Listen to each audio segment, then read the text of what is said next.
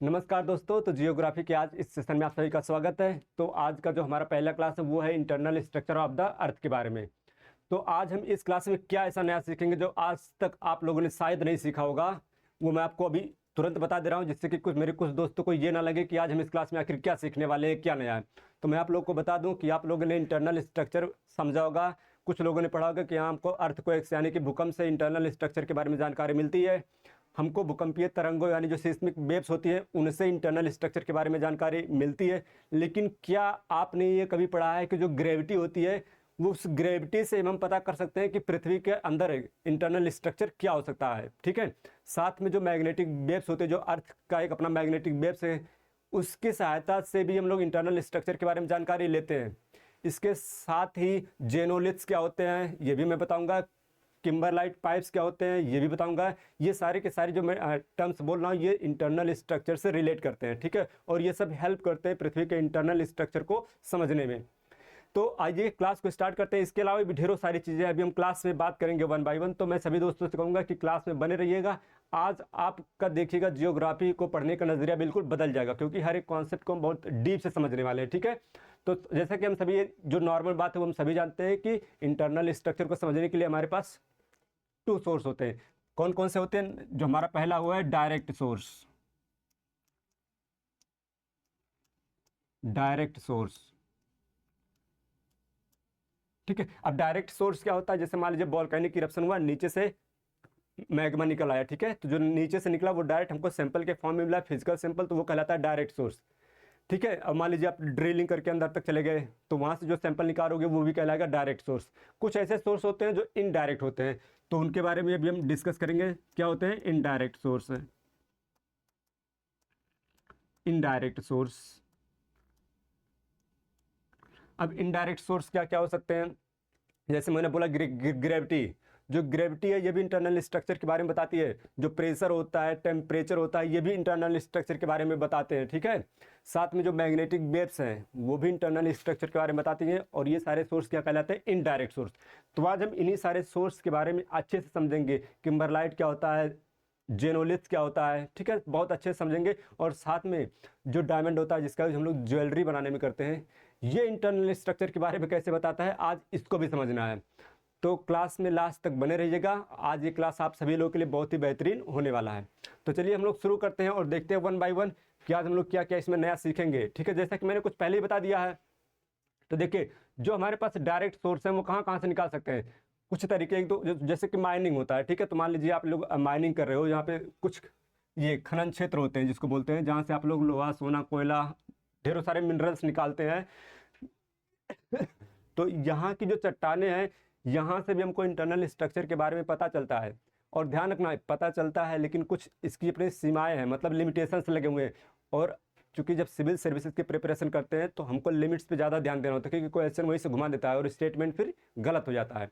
तो ज़रा सोचिए, माइनिंग से भी हमको इंटरनल स्ट्रक्चर के बारे में जानकारी मिलेगी, लेकिन बात ये रखा कि इसकी सीमा क्या है कि ये कम गहराई तक जानकारी देगा, क्योंकि जो माइनिंग होती है जनरली 1 किलोमीटर 2 किलोमीटर गहराई तक होती है।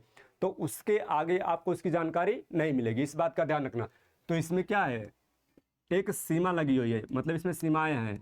ठीक है, ये बात ध्यान रखना, लिमिटेशंस है इसमें। दूसरा होता है ये कि गहरी, जो गहराई तक हम लोग खनन कार्य करते हैं जिसको बोलते हैं डीप ड्रिलिंग करते हैं। जैसे कि रसिया में एक है कोला नाम से, सुपर डीप होल है, वो लगभग 12 किलोमीटर की गहराई तक वो खना गया है। ठीक है, वहाँ पे ओशियन में। तो जरा सोचिए, ये वाला जो आप याद रखना, कोला सुपर डीप, काफ़ी इंपॉर्टेंट है ये नाम। अगर कहीं पे फैक्चुअल में पूछ ले कि कोला सुपर डीप कहाँ पे, तो आप बताओगे रसिया में। ठीक है, अब ये कहाँ तक पहुँच जाता है? देखिए, ये इतनी गहराई तक हो सकता है कभी कभी, मतलब कि हो सकता है ये मेंटल को भी टच कर जाए, मेंटल लेयर को भी। जैसे ऊपर का लेयर होता है क्रस्ट, नीचे का लेयर होता है मेंटल। तो Kola super deep mental layer तक भी जा सकता है, काफ़ी गहराई तक करते हैं। लेकिन जो माइनिंग होती है वो कम गहराई तक होती है। तो इंटरनल स्ट्रक्चर के बारे में दोनों बता रहे हैं, लेकिन एक कम गहराई तक बताएगा और एक ज़्यादा गहराई तक बताएगा। तो इसी चीज़ को एनालिसिस के साथ पढ़ना है हमको। सिर्फ ये नहीं समझना है कि ये चीज़ होता है, अगर होता है तो क्यों होता है, इस पे ज़्यादा ध्यान देना है। और आजकल एग्जामिनेशन में कैसे कॉन्सेप्चुअल क्वेश्चन पूछ रहे हैं ये आप सभी लोग जानते ही हैं बेहतर तरीके से, तो वो मुझे भी बताने की ज़रूरत है नहीं। इसीलिए बस इतना बताएंगे कि डीप में समझिए हर एक चीज़ को। ठीक है, तो मुझे लगता है ये आप समझोगे। और दूसरा जो हमारे पास है वो ज्वालामुखी है। ज्वालामुखी से भी आप सभी लोग जानते हैं कि हमको इंटरनल स्ट्रक्चर के बारे में जानकारी मिलती है, लेकिन कैसे मिलती है, कोई मुझे बताएगा क्या? जी हाँ बिल्कुल, देखिए जो यहाँ से आपका मैग्मा निकल रहा है, ठीक है, ये मैग्मा दिख रहा है ना सभी को, ये जो मेल्टेड मटेरियल है ये वाला ग्रीन कलर वाले की बात मैं नहीं कर रहा हूँ, अभी ग्रीन कलर क्या है ये मैं बताऊंगा, ठीक है। वो क्वेश्चन वहाँ से अगर पूछ लेगा तो काफ़ी बच्चे गलत कर देंगे। जैसे यहाँ पे मैंने ये जो वर्ड लिखा है ये जेनोलिथ्स, मैंने बोला था ना इसके बारे में बताऊंगा, और मुझे लगता है कि इसको जानना बहुत ज़्यादा ज़रूरी है। तो जब ये मैग्मा ऊपर आता है तो अपने साथ ढेरों सारे मिनरल्स लेकर आता है, ठीक है, ढेरों सारे खनिज होते हैं, और उन खनिजों का अध्ययन करके हम ये बता सकते हैं कि पृथ्वी के अंदर क्या क्या है। लेकिन क्या इसमें भी कोई सीमाएं हैं? तो बिल्कुल सीमाएं हैं। वो सीमा क्या है? ये बाहर निकल रहा है जो मैग्मा, ये किस गहराई से निकल रहा है? 300 किलोमीटर की गहराई से निकल रहा है कि 600 किलोमीटर की गहराई से निकल रहा है या फिर 800 किलोमीटर की गहराई से निकल रहा है, यह बता पाना मुश्किल है, ठीक है। तो इसकी अपनी सीमा क्या हो गई कि ये तो बता सकता है कि हाँ ये खनिज पृथ्वी के अंदर पाई जाती है, बिल्कुल, लेकिन वो किस गहराई से आ रही है ये बता पाना इसके लिए संभव नहीं है, ठीक है। तो ये भी ध्यान रखना। अब साथ में जब ये वॉल्केनिक इरप्शन होता है तो एक चीज ध्यान रखना, इसमें कुछ पत्थर के ये टुकड़े जो अपर मेंटल लेयर में होते हैं, ऊपर के हिस्से में होते हैं, वो क्या होते हैं इसी के साथ बाहर आ जाते हैं। वो ये पत्थर के टुकड़े, ध्यान रखना, ये मैग्मा नहीं है, मतलब ये पिघले हुए अवस्था में नहीं है। तो इन पत्थर के टुकड़ों को बोला गया है जेनोलिथ। अब जेनो का मतलब अगर देखा जाए, जो ये जेनो लिखा है जेनोलिथ से, इसका मतलब होता है विदेशी। अगर हिंदी में मैं लिखूं तो इसका मतलब होता है विदेशी।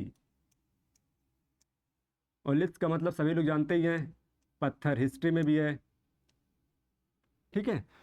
तो ये पत्थर होते हैं जो कि पिघले हुए अवस्था में नहीं होते हैं, और इन्हीं को बोला जाता है जेनोलिथ्स।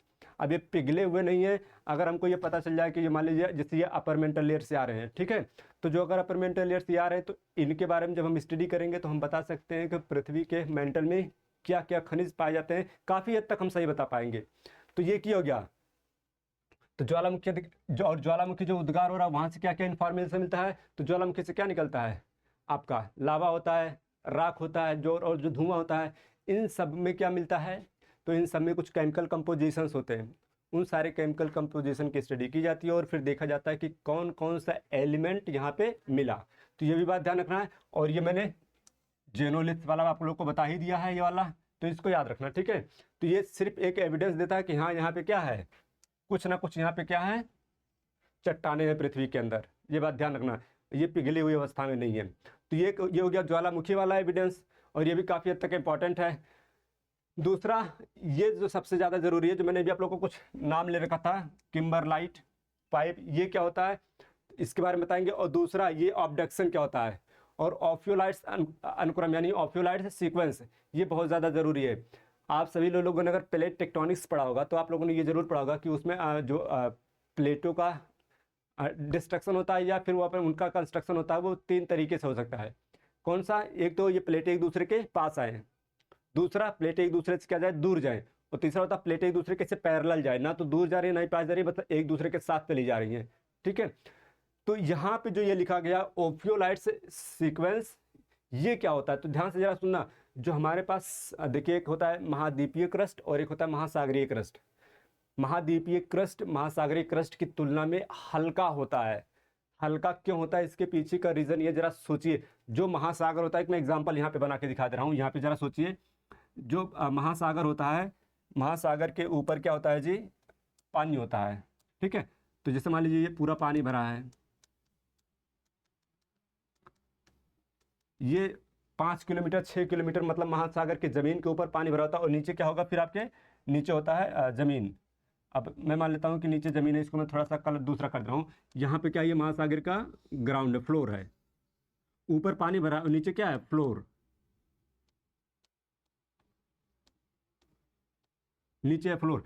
अब जरा सोचिए, इस वाले फ्लोर पे यानी इस वाले ज़मीन पे 5 किलोमीटर 6 किलोमीटर ऊपर गहराई तक जो पानी है, इसका जब प्रेशर पड़ता है ना, तो इसके मॉलिक्यूल्स पास पास हो जाते हैं और इसकी डेंसिटी क्या होती है? बढ़ जाती है। अब जो हमारे पास पृथ्वी है, अर्थ है, अगर उसको देखा जाए, जो हमारे पास अर्थ है, तो उसमें क्या होता है जी? अर्थ का मैं कलर थोड़ा सा दूसरा देख लेता हूँ, अगर कुछ मिल जाए तो।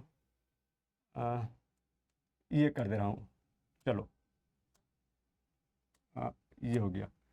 अब मान लेते हैं यही बगल में एक अर्थ है, ठीक है, ये अर्थ का पूरा ये क्रस्ट है, ये देखने में मतलब इसकी ऊंचाई ज़्यादा है, ठीक है, ये क्या है, ये अर्थ है। यहाँ पे मैं लिख रहा हूँ कॉन्टिनेंट, लिखो तो ज़्यादा सही है ना जी, चलो कॉन्टिनेंट यहाँ पे लिख रहा हूँ, तो कॉन्टिनेंट को मैं सिर्फ सी से लिख दे रहा हूँ, ये सी मतलब कि कॉन्टिनेंट है, इसके ऊपर कोई पानी का प्रेशर नहीं पड़ रहा है। अगर पानी का प्रेशर नहीं पड़ रहा है तो फिर क्या होगा, इसकी डेंसिटी कम होगी। किसके कंपेरिजन में, महासागर के फ्लोर के कंपेरिजन में। तो होता क्या है, जब ये दोनों प्लेटें एक दूसरे के पास आती हैं तो जो महासागरीय प्लेट है उसकी डेंसिटी ज़्यादा है और इसी वजह से वो महाद्वीपीय प्लेट के नीचे चली जाती है। हमेशा क्या होता है, वो ऐसे जैसे मान लो कि ये महाद्वीपीय प्लेट है और इधर वाला महासागरीय प्लेट है, तो होता क्या, जब ये एक दूसरे से टकराते हैं तो ये हमेशा से नीचे की तरफ जाने लगती है और ये वाला ऊपर की तरफ उठता है। ऐसा हर एक कंडीशन में होता है, लेकिन कभी कभी ऐसे स्पेशल कंडीशन बन जाती है कि जो ये महासागरीय प्लेट है वो नीचे ना जाकर के इससे टकराती है, तो कुछ हिस्सा नीचे जाता है और कुछ हिस्सा इससे ऊपर उठने लगता है। तो इसका फ़ायदा क्या होता है कि जो चीज़ हम, अगर कोई चीज़ नीचे चला जाएगा और उसके बारे में जानकारी चाहिए तो हमें फिर नीचे वहाँ पे ड्रिलिंग करनी पड़ेगी, किसी ना किसी तरीके से निकालना पड़ेगा। लेकिन वो हिस्सा खुद ही ऊपर आ गया किसी तरीके से, तो फिर उसकी संरचना के बारे में अगर हमें स्टडी करना तो वो हमारे लिए आसानी हो जाती है। तो यहाँ पे अगर आप थोड़ा सा डायग्राम पे देखो ध्यान से, तो ये देखो, ये ओशियनिक प्लेट है, ज़्यादातर हिस्सा नीचे जा रही है, दिख रहा है, ज़्यादातर हिस्सा कहाँ जा रही है, नीचे। लेकिन कुछ हिस्सा ऐसा है, और ये कॉन्टिनेंटल प्लेट है, इधर आ रहा है। कुछ हिस्सा ऐसा हो रहा है जिसका कि टकरा के ये ऊपर की तरफ जाने लगा, इस तरीके से देख लीजिए ध्यान से, इस तरीके से ऊपर जा रहा है ये, ठीक है। अब ये टकराएगा तो ऊपर, इधर से ये महाद्वीपीय प्लेट और इधर से महासागरीय प्लेट, ये टकरा के ये पहाड़ वहाड़ बना दे रहे हैं, ठीक है, काफ़ी ऊंचाई तक चले गए हैं। अब ये अगर ज़मीन के अंदर गया होता तो फिर हमें उसकी संरचना के बारे में बताने के लिए हमें वहाँ पे ड्रिलिंग करनी पड़ती, ढेरों सारी मशीनरी यूज़ करने पड़ते। लेकिन ये ऊपर चला गया है तो ये पत्थर है, पहाड़ बना है, उसको तोड़ना क्या है, पत्थर के जहाँ पे बेस है, बेस पे जाके ड्रिलिंग कर दो तो पता चल जाएगा कि कौन सा वहाँ पे मटेरियल है, ठीक है। तो इस वाली कंडीशन में जब क्या हो रहा है, ऑब्डक्शन। ऑब्डक्शन का मतलब होता है कि ये प्लेट जो है वो ऊपर की तरफ उठी हुई है और जब नीचे की तरफ चले जाते हैं तो उसको बोलते हैं सबडक्शन। तो यहाँ पे क्या हुआ, ऑब्डक्शन, ठीक है। तो जब ऑब्डक्शन प्रोसेस होता है तो इंटरनल स्ट्रक्चर के बारे में बताने में बहुत ही आसान हो जाता है काम, तो ये भी ध्यान रखना। और सेकेंड जो हमारे पास है वो क्या है, एक दिख रहा है ये पाइप्स, वास्तव में इसका नाम है किम्बरलाइट पाइप। ये होता क्या है जी, किम्बरलाइट पाइप, तो ध्यान ये रखना है कि ये भी एक ज्वालामुखी है, बस इसको अलग नाम दे दिया, क्यों, क्योंकि ये जो ज्वालामुखी है इसका जो ये होल दिख रहा है आपको, ये जो होल दिख रहा है जहाँ से ज्वालामुखी इरप्शन हो रहा है, ये काफ़ी नैरो होता है, बहुत ही पतला होता है और ये इसकी गहराई भी ज़्यादा होती है, काफ़ी गहराई से आता है। गहराई कितनी हो सकती है, तो इसकी जो गहराई है, देखिए मैंने यहाँ पे लिख रखा है कि जनरली इसकी गहराई कितनी हो सकती है कि 150 से 450 किलोमीटर की गहराई से ये आ सकता है। काफ़ी पतला होता है और ये जब काफ़ी तेज़ी से, अब वैसे ही आप लोग थोड़ा सा गेस कीजिए, जैसे गांव में खेती में अगर पानी वानी चलाते हैं तो जब पानी पतला होता है तो प्रेशर ज़्यादा होता है, ठीक है, मतलब पानी तेज़ी से निकलता है। तो यहाँ से जो ये मैग्मा निकलेगा वो काफ़ी स्पीड से निकलेगा। हो सकता है इसकी जो एवरेज स्पीड हो वो हो सकता है, स्पीड की मैं बात करूँ तो यहाँ पर लिख रहा हूँ इसकी स्पीड बोलो या फिर आप लोग वेलोसिटी बोल सकते हो, ये हो सकता है 10 किलोमीटर पर आवर से लेकर 30 किलोमीटर पर आवर तक, 30 किलोमीटर पर आवर तक क्या हो सकती है, जो यहाँ से मैग्मा जो निकल रहा है उसकी स्पीड इतनी ज़्यादा हो सकती है। ये बात ध्यान रखना। अब इससे क्या होगा, इसमें भी ढेरों सारे मटेरियल्स बाहर इसके साथ साथ आ सकते हैं। इसमें से एक मटेरियल जो आ सकता है वो है डायमंड। क्यों, क्योंकि डायमंड भी पृथ्वी के नीचे रहता है, जो कार्बन का एक फॉर्म है, बस उसको खूब ज़्यादा प्रेशर और खूब ज़्यादा टेम्परेचर मिला तो वो डायमंड में कन्वर्ट हो गया, ठीक है। तो डायमंड भी जो है वो इंटरनल स्ट्रक्चर को बता सकता है, क्यों, क्योंकि वो काफ़ी गहराई से आया है। और डायमंड के अंदर एक और मटेरियल पाया जाता है जो कि इंटरनल स्ट्रक्चर को बताने में काफ़ी रोल प्ले करता है। अभी हम उसके बारे में भी आगे डिस्कस करेंगे। तो ये ध्यान रखना कि किम्बरलाइट अगर कोई पूछे क्या है तो बताओ कि ये भी एक ज्वालामुखी है। नाम किम्बरलाइट क्यों दिया गया, क्योंकि इसको जो पहली बार खोजा गया तो किम्बरली में खोजा गया। किम्बरली किस जगह पे है ये आप लोग ज़रूर बताओगे, ठीक है, ये मैं नहीं बता रहा हूँ। अब ज़रा सोचिए, आते अपने इस हीरा पे, ये डायमंड रिंग नहीं है, ठीक है, दिखने में लग रहा है काफ़ी अच्छा, लेकिन ध्यान रखना यहाँ पे लिया गया है इंटरनल स्ट्रक्चर को बताने में ये कैसे यूज़फुल है उसको देखना है। तो बस ध्यान ये रखना कि देखिए इसके अंदर मैंने कुछ ये दिख रहा है जी, छोटे छोटे स्ट्रक्चर अलग अलग कलर के बना रखे हैं, ये सारे दिख रहे हैं ना आप सभी को। ये है क्या, इसको बोला जाता है डेओमावोइट। अब ये डेओमावोइट क्या होते हैं तो ध्यान से सुनना। जब ये डायमंड बनने की प्रक्रिया चल रही थी पृथ्वी के अंदर, तो उस डायमंड के बीच में कुछ अलग से खनिज आ गए, जैसे कि नाम मैं यहाँ पे लिख रहा हूँ, कैल्शियम सिलिकेट्स। याद रखना, कैल्शियम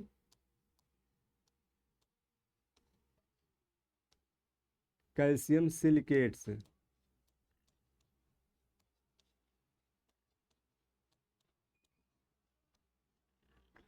ठीक है, जो कैल्शियम सिलिकेट्स है इनका भी घनत्व काफ़ी ज़्यादा होता है, और बस इनकी एक खास बात होती है कि अगर इनको वो जो घनत्व है एक प्रेशर की वजह से हुआ है, अगर वो प्रेशर आपने हटा दिया तो ये कैल्शियम सिलिकेट जो था वो अपना फॉर्म चेंज कर लेता है, फिर वो कैल्शियम सिलिकेट ना होकर के कुछ और बन जाएगा, कोई दूसरी प्रॉपर्टी गेन कर लेगा। इस बात को ध्यान रखना है।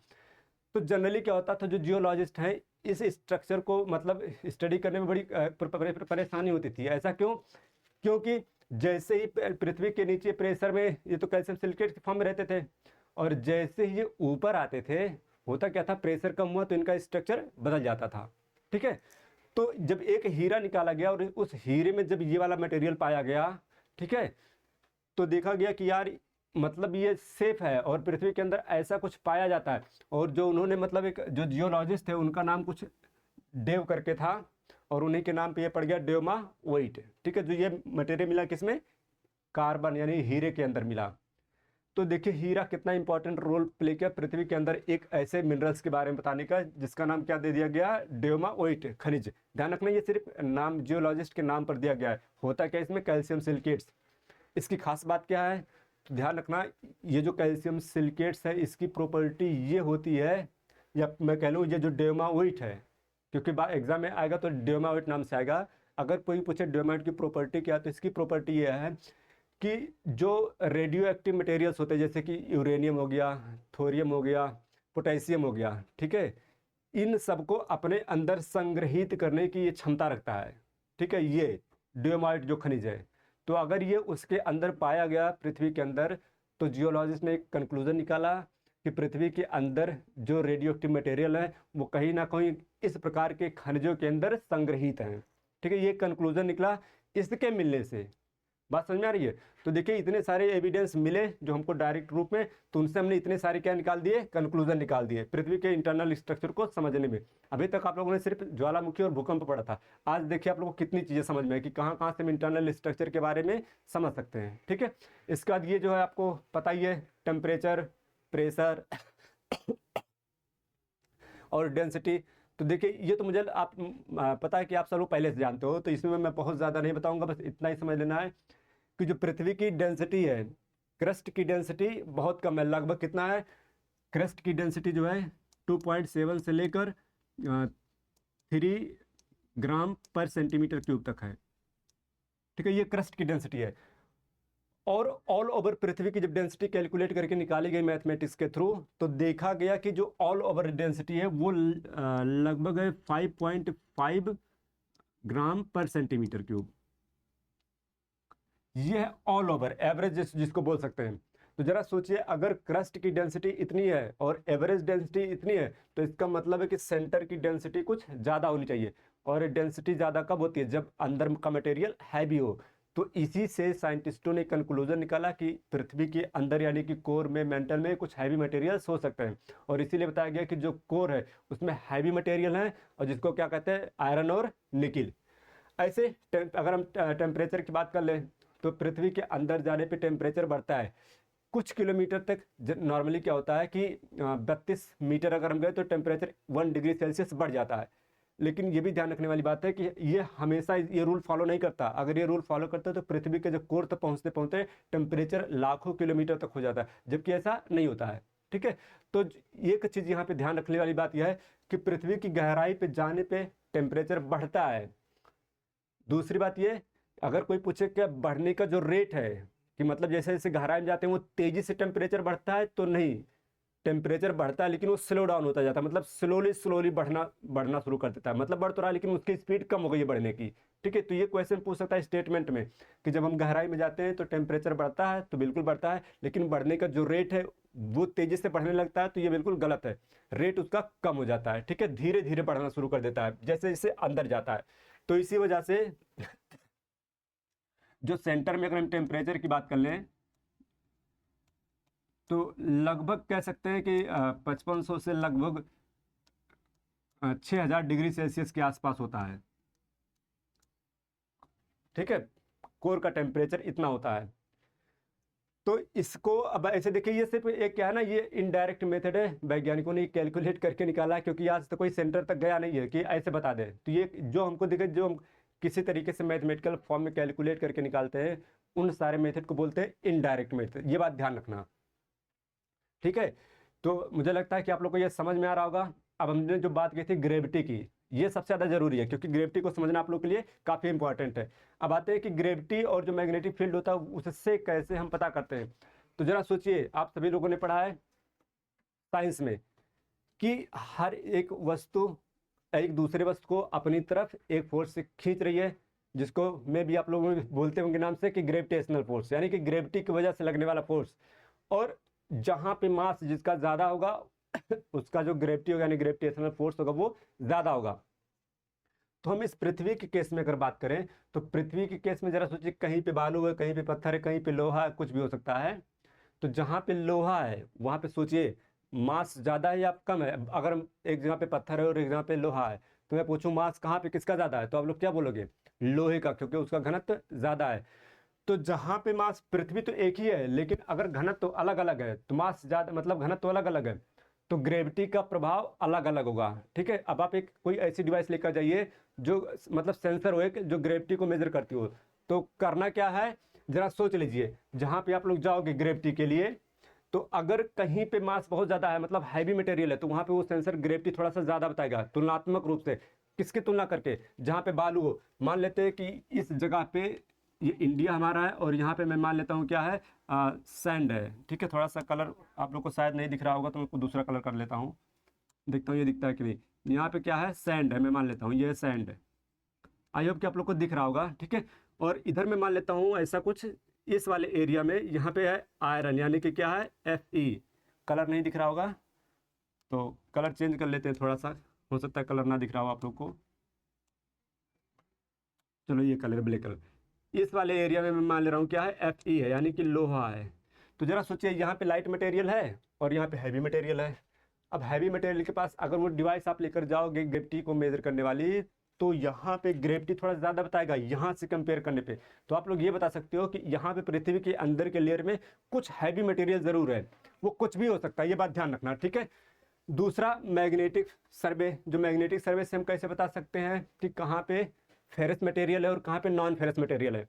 तो जैसा हम सभी लोग जानते हैं कि जो पृथ्वी का कोर है वो जियो डायनेमो का काम करता है, मतलब यूँ समझने के प्रकार से वो जो अंदर का जो लोहा है, आयर मतलब लोहा और निकिल है, जो पृथ्वी घूम रही है उससे पृथ्वी के चारों ओर एक मैग्नेटिक फील्ड क्रिएट हुआ है।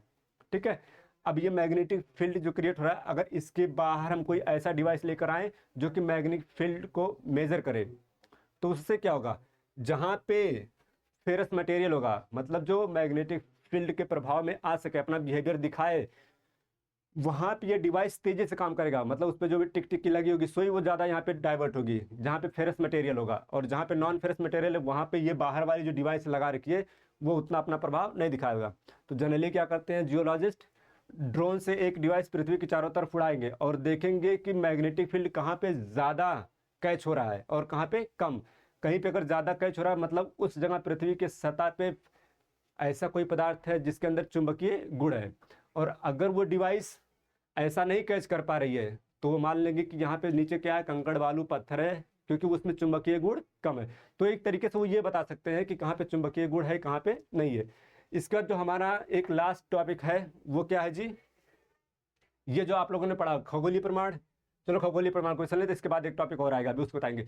अब खगोलीय प्रमाण से कैसे पता चलता है, तो इसमें एक जो मैंने यहाँ पे नाम लिखा है याद करना, प्लासाइट्स क्या होते हैं। तो प्लासाइट्स वे पत्थर के टुकड़े हो सकते हैं या फिर कह सकते हैं एस्ट्रॉयड होते हैं, जो पृथ्वी के निर्माण की प्रक्रिया जब चल रही थी उसी समय ये पत्थर भी बने हुए थे। अब ये ब्रह्मांड में घूम रहे हैं, सपोज कीजिए किसी भी तरीके से ये कभी अगर पृथ्वी पे आ गए, ठीक है, तो इसके बारे में स्टडी की जाएगी। ठीक है, जब स्टडी की जाएगी तो देखा जाएगा इसमें जो भी खनिज पाए जाएंगे, तो वैसा एक कंपैरिजन किया जाएगा कि चूंकि इनका निर्माण पृथ्वी के निर्माण के समय ही हुआ है, तो इसमें जो जो खनिज पाए जा रहे हैं संभवतः पृथ्वी में भी वो खनिज पाए जाएं। ठीक है, ये इनडायरेक्ट सोर्स है, तो इनडायरेक्ट सोर्स से हम सिर्फ अनुमान लगा सकते हैं कि यहाँ ऐसा हो सकता है। कन्फर्म तब तक नहीं होगा जब तक कि कोई प्रमाण ना मिले। ठीक है, तो ये भी बता सकता है आराम से। इसके बाद जो है वही है एस्ट्रॉयड। ठीक है, अगले आते हैं जो हमारे पास है सिस्मिक वेव्स, भूकंपीय तरंगे। ये भी बहुत ज़्यादा इंपॉर्टेंट है ये बताने के लिए कि कहाँ पे लिक्विड है और कहाँ पे सॉलिड है। ये सबसे ज़्यादा इंपॉर्टेंट रोल प्ले करता है। तो ध्यान ये रखना है कि जी हमारे पास पी वेव्स होती हैं। पी वेव्स को बोलते हैं हम लोग प्राइमरी वेव्स। यहाँ पे मैं नाम लिख रहा हूँ, पी वेव्स क्या है, प्राइमरी वेव्स है।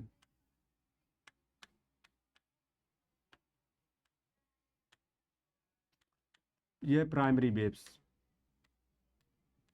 और जो एस है इसको बस सेकेंडरी वेव्स है। अब तो नाम समझिएगा होंगे। ठीक है, जो प्राइमरी वेव्स होती हैं इनकी एनर्जी ज़्यादा होती है। क्यों? क्योंकि ये लॉन्गिट्यूड चलती है। अब ध्यान रखना, ये एनर्जी इनके कैसे ज़्यादा होती है और ये सारी चीज़ें एक मैं इसका अलग से सेशन लूंगा, क्योंकि इसमें बहुत सारे बच्चों को ये कन्फ्यूजन रहता है कि पी वेव जो होती है वो सॉलिड में और लिक्विड में कैसे चल लेती हैं, और जो एस वेव होती है वो सिर्फ सॉलिड में क्यों चलती हैं। इसका मैं एक अलग से सेशन लूंगा, पूरा आपको प्रैक्टिकल करके दिखाऊंगा, बहुत अच्छे समझ में आएगा। ठीक है, ये बात ध्यान रखना, जल्दी ही लेने वाला हूँ क्लास।